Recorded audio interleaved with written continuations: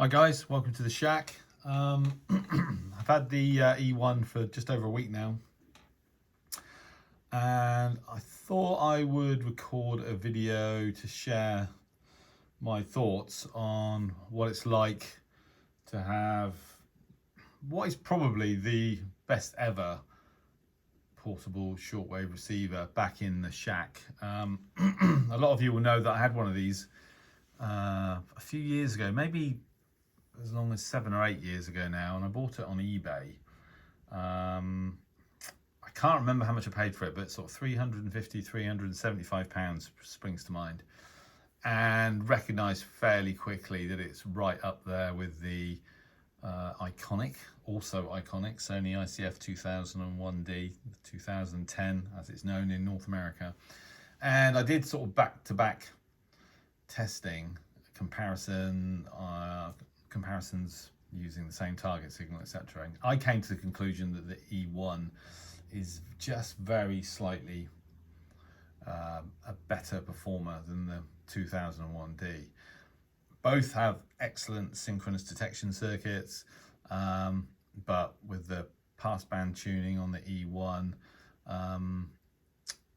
there's 3 AM audio bandwidth filters. So this is Radio Voz Missionaria on 5940.3 kilohertz, or at least 5940.3 today, because they do tend to drift around a bit.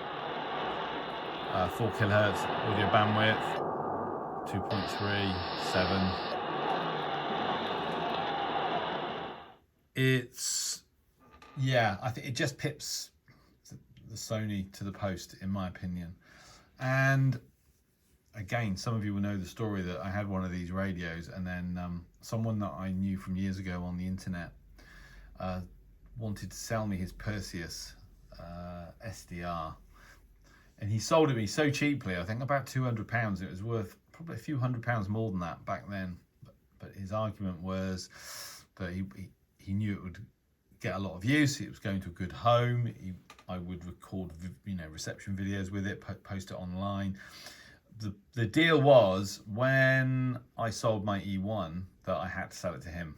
So immediately that put a bit of pressure on, but I took the deal, got the Perseus, used it a lot, brilliant SDR, still one of the best ever. The original software was a little bit clunky, and you couldn't actually, for example, scale it up to full screen, but you kind of lived with that because the receiver itself, the performance was just superb. And in the end, so there's a bit of pressure from this guy, because I knew that at some point, to be, for a fair deal, I'd have to sell it to him. And then I started sort of worrying about the sort of robustness of the E1, obviously designed, with the help of Drake, and it incorporates similar technology to the R8B, table. That's an iconic tabletop receiver.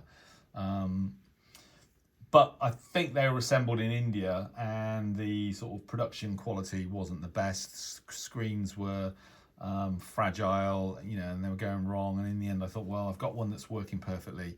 At least if I sell it now, I'll make some money, and I won't be stuck with trying to get it repaired when parts for these radios, even then, were in short supply. I don't think you can get the screens now. I've read somewhere that it's really difficult, for example. So I sold it to this guy for £500 or £600. So it was a good deal still. He got the E1, and then I kind of almost instantly regretted selling it. And for the past 2 or 3 years, I've been on the lookout for one, and I can't thank Randy and his eBay store, Big Apple 59, enough for making it possible, really, to get an E1 back in the shack, and it's been brilliant. I've only recorded a couple of videos using it thus far. I recorded the Voice of Korea DPRK this afternoon, and with synchronous detection, such a good signal. The audio on this radio is also superb, probably superior to the Sony as well. I think the synchronous detection is probably equivalent to the Sony, but yeah, the reception with synchronous detection this afternoon on Voice of Korea was just so good, I had to record it.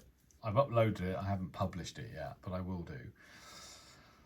So, you know, in the end, it feels like the right thing to do, and I got a good price for it from Randy. So again, thank you, Randy, very much indeed. And it's great to have this radio back in the shack finally.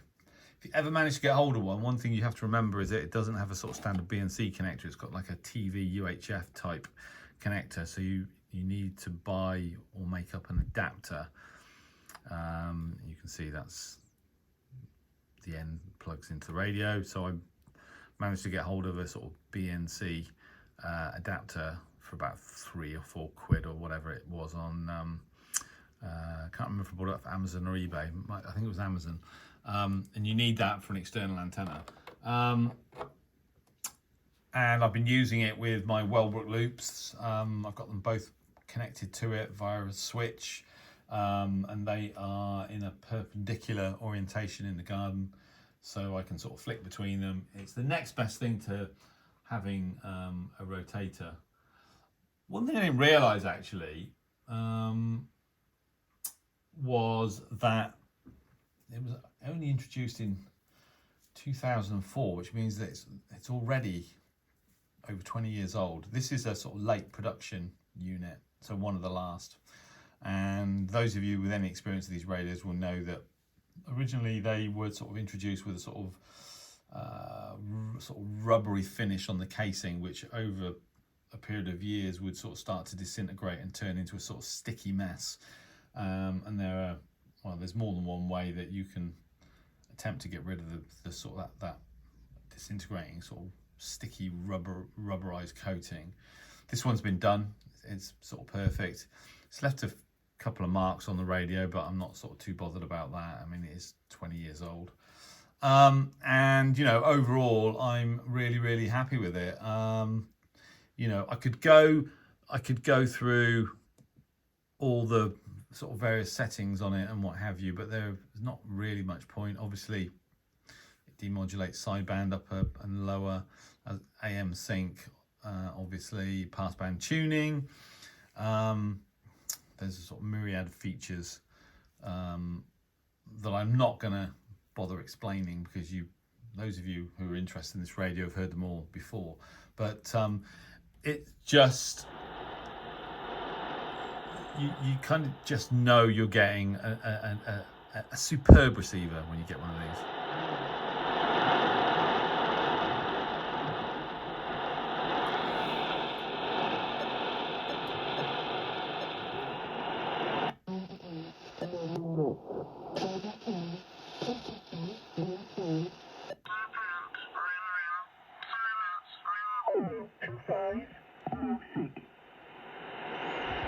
Repeating Amsterdam Schiphol, Metroport, Amsterdam Schiphol, at 2325 Zulu, wind 290 degrees, 7 knots, Cav OK. So there you go. So one thing I'm going to do is I'm going to do another sort of back-to-back comparison with my Sony ICF 2001D, which is currently not in the shack because it's with Graham, Radio Cruncher, for I'm having all the caps replaced, the LED backlight upgrade, etc., and a few other sort of tweaks to future-proof the Sony. You know, as I said, although I believe the E1 is the superior performer, the margins on that are very small, and in many scenarios, as little as makes no difference really in terms of which radio you're using. But I think, like as I said, if I had to pick one, it would be the E1 for its performance, not necessarily for its reliability. Touch wood. So there you go. That's it really. Looking forward to using this radio a lot. It's excellent on medium wave as well. In fact, I was listening to VOCM on 590 kilohertz with it on upper sideband last night. It's just as good as I remembered really. So they don't come up for sale very often. You know, those of us that run a shack with a few radios there's always sort of one or two or maybe more that you consider keepers. And I think anybody who's got their hands on an E1 right now is going to want to hang on to it, obviously. So I was actually pretty surprised when someone contacted me on my YouTube channel, on this channel, and sort of said, oh, there's one for sale on eBay.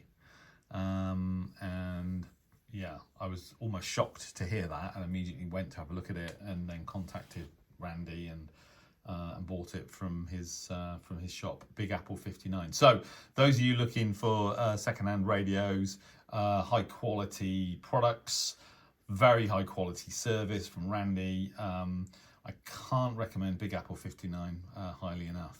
I really can't. So make sure you get over to his eBay shop and have a look if you're in the market for a secondhand receiver, for sure. So anyway, there you go. That's about it. As I said, more videos to come. And when I get the Sony back, which might not be for a while because Graham, bless him, is still finishing off a Sony ICF SW77. My radio's next in the list of priorities, so it might be a while before it comes back to the shack, but I've got enough rigs to be getting on with. So there you go. Anyway, the Eton E1, at 2300 Zulu. probably the best shortwave receiver of all time. Portable shortwave receiver, that is. And in the unlikely event you ever get an opportunity to buy one, my advice would be, don't hesitate. That's it. Thanks for watching. All the best. Good DX and 73.